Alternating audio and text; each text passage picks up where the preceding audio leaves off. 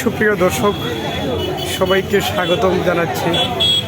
সাথে রয়েছে আমি আব্দুল খালিক। আমি আপনাদেরকে দেখাচ্ছি ইফতার বিতরণের দৃশ্য।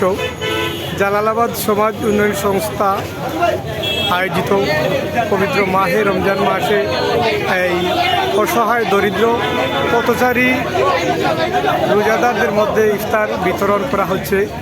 আপনারা দেখছেন সিলেট সিটি কর্পোরেশনের এই গেটের পাশে পথচারীদের মধ্যে এই ইফতার বিতরণ করা হচ্ছে। আপনারা জানেন, আপনাদেরকে জানিয়ে রাখি, জালালাবাদ সমাজ উন্নয়ন সংস্থা আর্থ মানবতার কল্যাণে কাজ করে যাচ্ছে।